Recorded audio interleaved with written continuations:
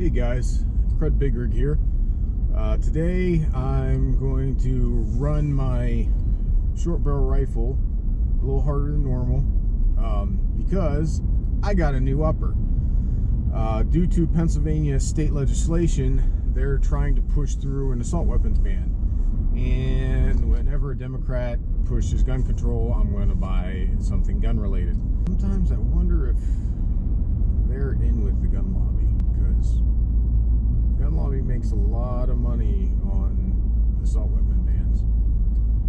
So I got a Mark 18 upper, Mod O, something that I've been kind of dreaming about for years.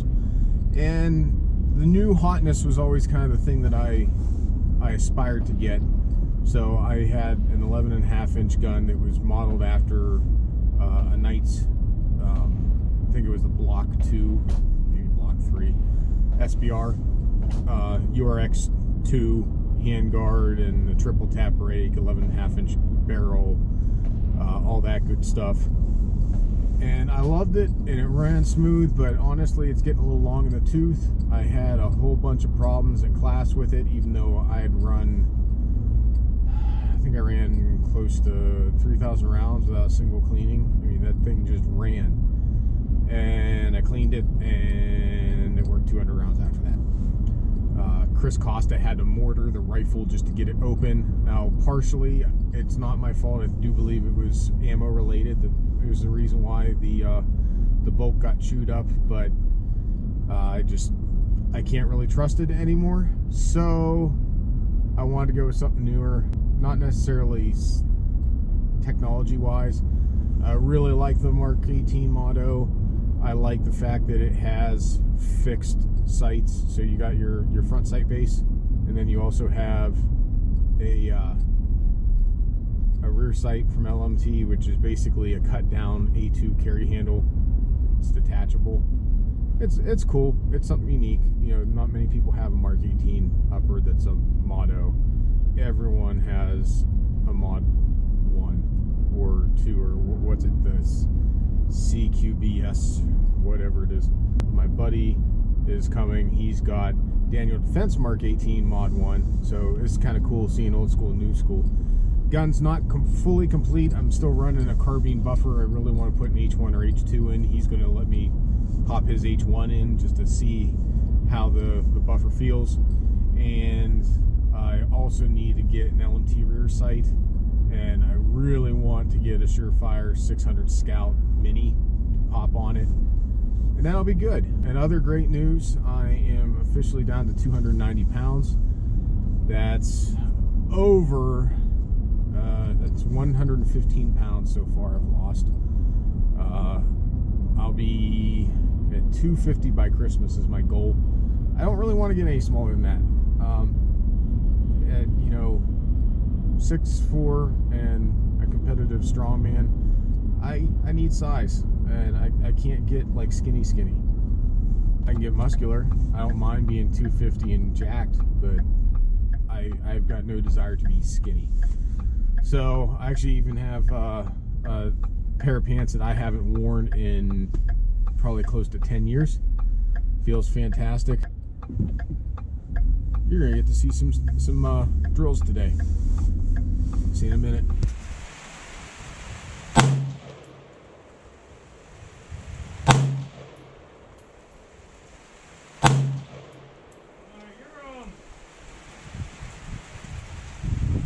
You're 3, 4 o'clock. Oh yeah?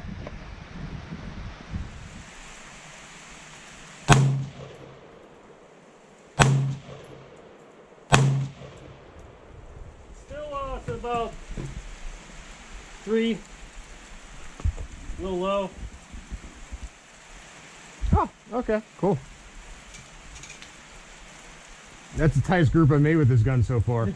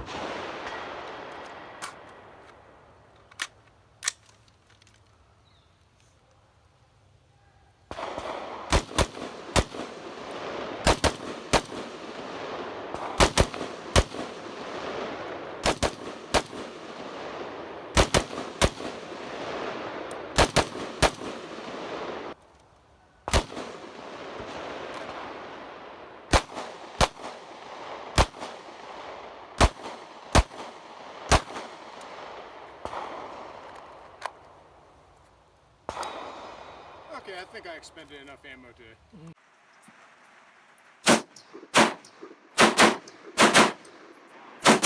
Yup, 3 or 4 o'clock. Yeah. Run the whole mag. I don't.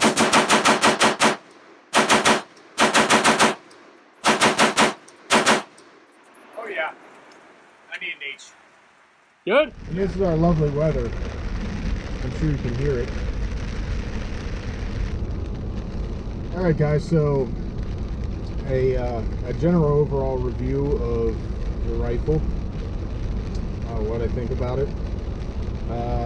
Shocker, the LMT functions flawlessly. Really knew it would.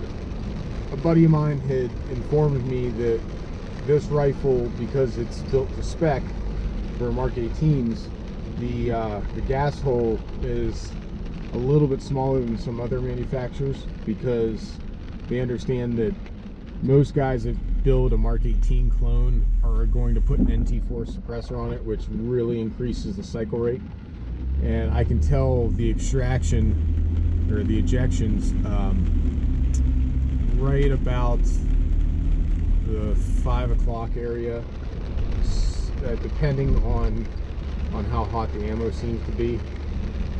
Standard Lake City, it seems to be printing around 4 to 5 o'clock.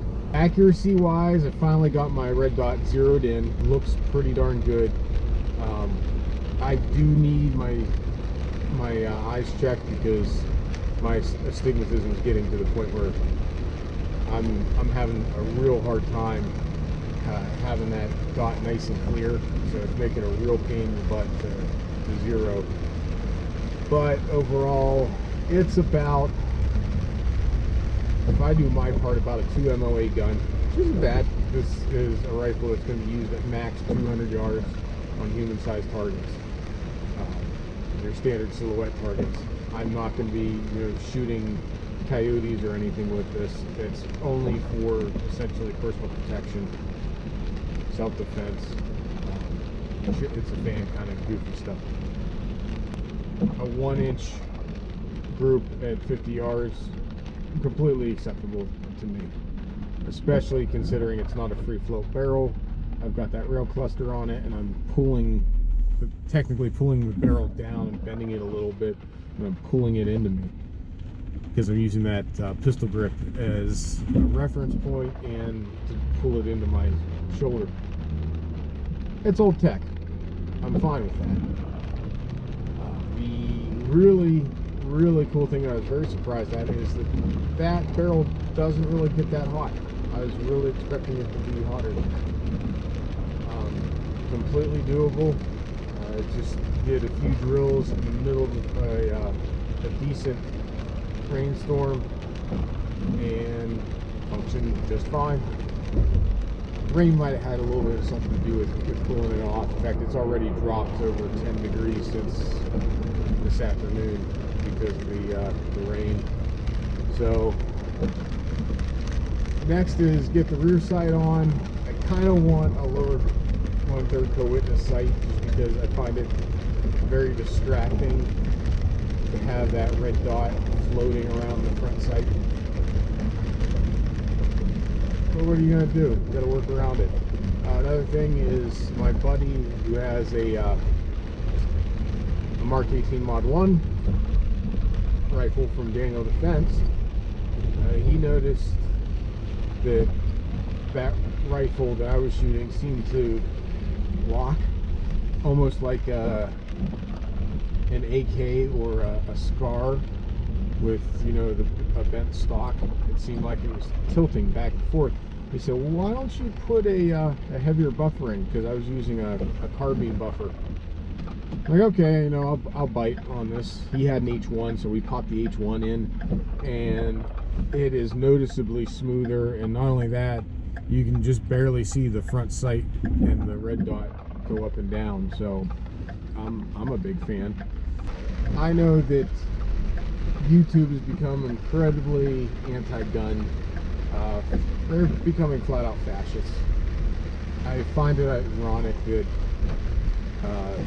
the reason that the YouTube shooter shot up YouTube is because of censorship. That's what happens. Pure and simple. You can call them crazy all you want. You censor people, there's a backlash, and no amount of laws are going to stop that from happening. So please, let people speak their mind. Let people do what they want to do. For Christ's sake, YouTube's not even taking down videos of people making pipe bombs, which is illegal. Illegal as shit. We're doing things completely legal, and because it's not good in the public eye, which essentially means anyone who has a loud enough mouth to scream, please guys, keep subscribing to gun channels, keep voting for them, giving thumbs up. You know, you don't have to give thumbs up to my channel. I'm small potatoes, but there's some of the bigger channels, those people survive off of YouTube, and this is killing people's livelihoods. I don't think, you know, the anti-gunners quite understand that. These are people, genuine people behind these companies. You start closing them down. Citibank is stopping giving credit loans to gun manufacturers that manufacture assault weapons. I guess it's only discrimination if you're a gay couple trying to buy a wedding cake. Discrimination is impossible if it's on someone that's conservative. Remember that. Keep up a good fight, YouTubers. We're gonna need it. Cut Big Rig out.